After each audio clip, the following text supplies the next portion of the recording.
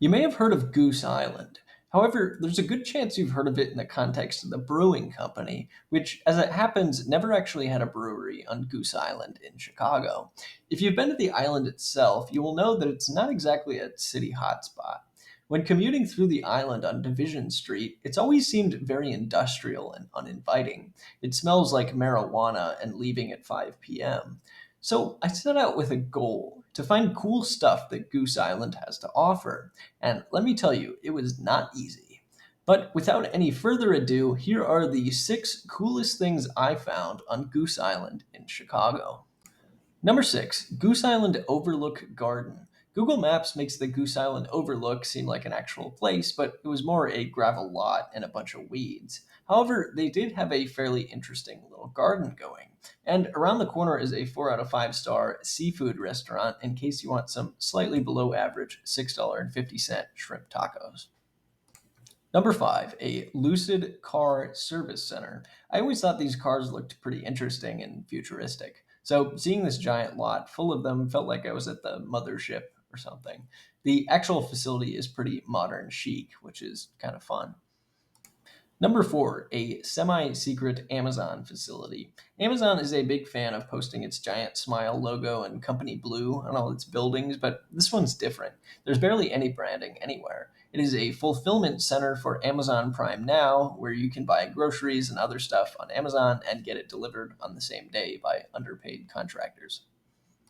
Number three, the Mars Wrigley headquarters. Mars Incorporated is a large conglomerate which is best known for selling chocolate and candy, although it also does sell pet food and pet drugs, which is interesting.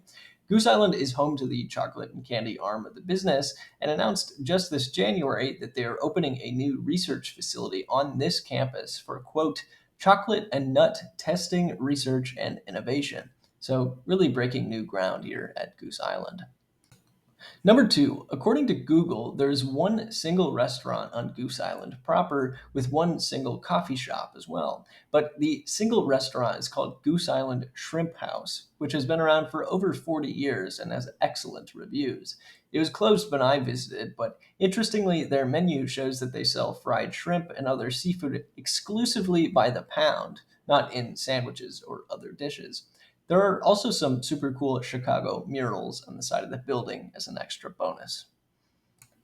Number one, the Wild Mile. Now, this is technically not on the island, it is on the opposite bank on the east side of the river. The Wild Mile is, according to their branding material, the world's first ever floating eco park.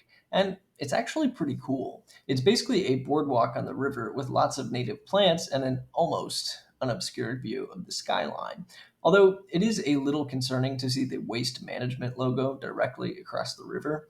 I should note that the stretch of boardwalk is not even close to a mile. You can walk the length of it in a couple minutes, but there are big plans to extend the boardwalk and turn the whole area into a nice outdoor green space, which is pretty cool. Combine that with the planned Lincoln Yards development a little up the river, and it seems like this very industrial part of the city might be on its way to new horizons.